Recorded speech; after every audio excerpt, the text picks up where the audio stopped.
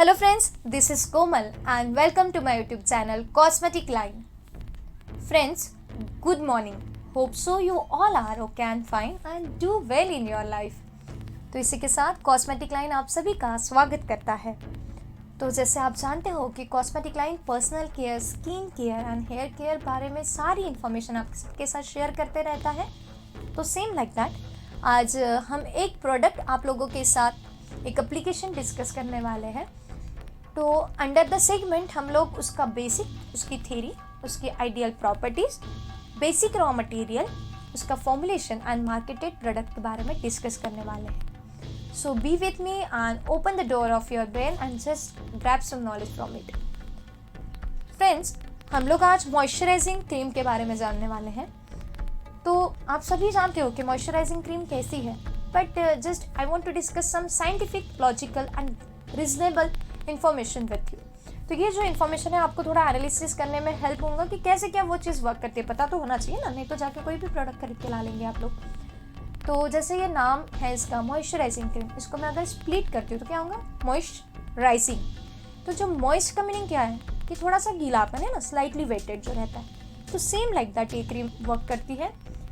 For example जैसे summer में जो ज़मीन है वो काफ़ी ड्राई हो जाती है, उसमें क्रैक्स दिखने लगते हैं ना, जो मिट्टी रहती है, खेत की मिट्टी अगर आप देखते हो तो वो क्या करेंगी, उसका जो स्ट्रक्चर है वो रिस्टोर करने के लिए नीचे वाले लेयर से वाटर खींच लेंगी, ड्रॉ करते रहेंगी।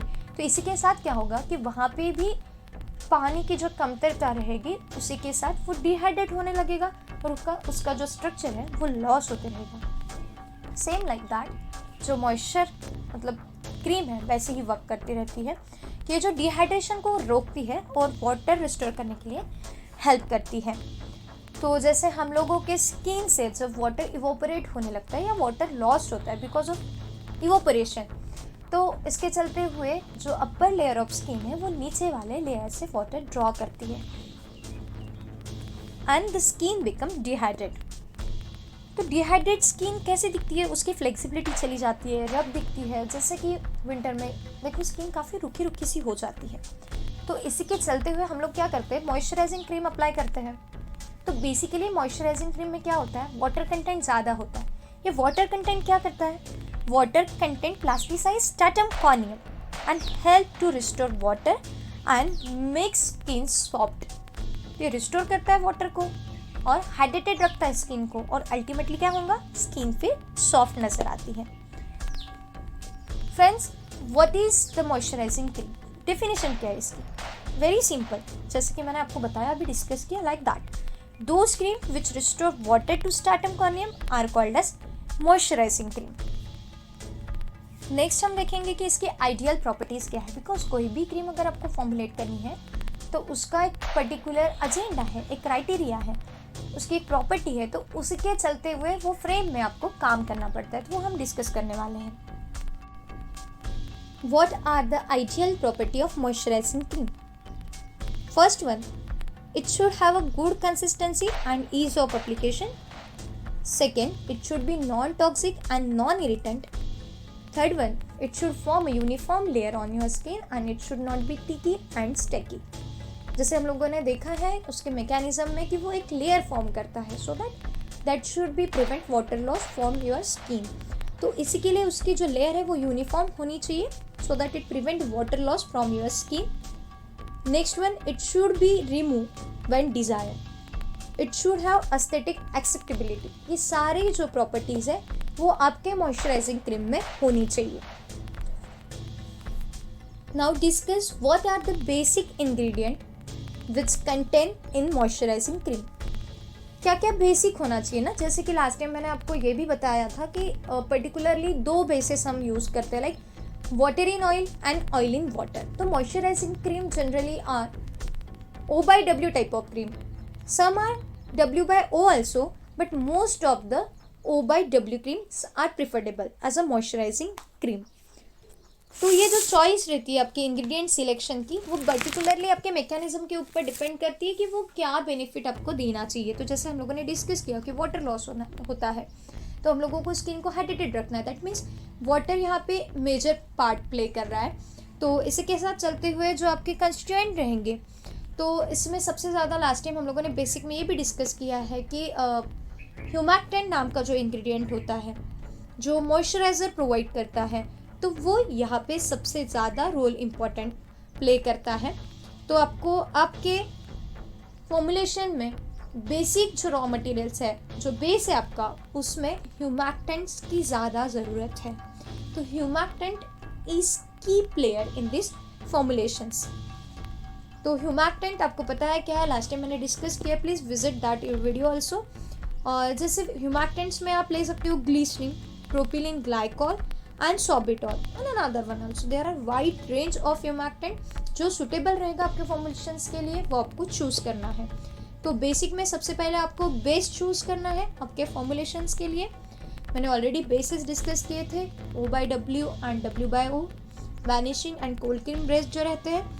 उसके साथ आपका जो की इंग्रेडिएंट है ह्यूमैक्टेंट, वो आपको लेना है, and another preservative, colour etcetera. Now discuss some basic formulation. तो सबसे पहले आपको फॉर्मुलेशन के लिए बेस की ज़रूरत होती है, तो जिसमें मैंने steric acid and triethanol amine का बेस चूज़ किया है। नेक्स्ट फिर आपको की इंग्रेडिएंट्स की ज़रूरत रहेंगे जो आपको डिसाइड करने हैं, जिसमें पर्टिकुलरली मॉइस्चराइजिंग एजेंट्स आएंगे और ह्यूमैक्टेंट आएंगे। And third one is fragrances and preservative. तो जो फॉर्मूला मैं आपके साथ डिस्कस कर रही हूँ उसमें बेस है stearic acid and triethanol amine, key ingredients humectants, mineral oil, lanolin etcetera, and fragrance and perfume. तो जो स्टेरिक एसिड है वो क्या करता है, प्रोडक्ट को बॉडी प्रोवाइड करता है और कंसिस्टेंसी के लिए हेल्प करता है। Mineral oil and lanolin emollients as a work करते हैं और फिल्म फॉर्मर भी है।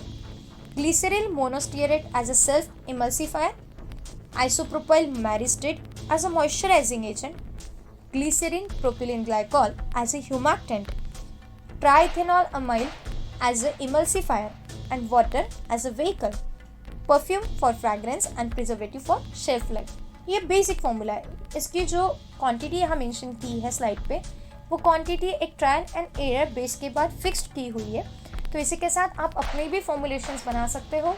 ट्रायल एंड एरर बेस पे आपको अच्छे से समझ में आएगा कि क्या कम हो रहा है, क्या ज़्यादा हो रहा है। इफ़ कोई भी प्रॉब्लम है तो आप कमेंट में मेंशन करो, we will solve your problem. This is the basic formulation. अब इसकी मैन्युफैक्चरिंग प्रोसेस कैसी है, you have to just divided oil and water phase, particularly moisturising cream और O/W टाइप ऑफ क्रीम। तो इसमें क्या होगा, ऑयल की क्वांटिटी कम रहेंगी, वाटर की क्वांटिटी ज़्यादा रहेंगी। तो ऑयल का जो इंग्रेडिएंट है, जो भी है, स्टेरिक एसिड है, मिनरल ऑयल है, लैनोलिन है, ग्लिसरीन मोनोस्टीरेट, आइसोप्रोपाइल मैरिस्टेट, ये सारे आपको बिकर ए में पे करने हैं। सेकेंड जो वाटर है, वाटर इंग्रेडिएंट जो है एक्विस फेज जिसको हम बोलते हैं, वो बिकर बी में करने हैं। उसके बाद आपको वाटर बाथ में उसको हीट करने के लिए रखना है till 80 degree Celsius. Make sure कि 80 डिग्री तक ही करना है। अगर ज़्यादा हो जाएगा तो वो इवोपरेट हो जाएगा और कम हो जाएगा तो वो इमल्सीफाई नहीं होगा। आफ्टर दैट 80 डिग्री तक टेम्परेचर रीच होने जाने के बाद आपको सबसे पहले वाटर फेज उसमें पोर करना है मोटर एंड पेसल में। Then oil phase, triturate it in one direction so that granules should not form. After that, once it reach the temperature up to 45 degrees Celsius, you have to add perfume in it.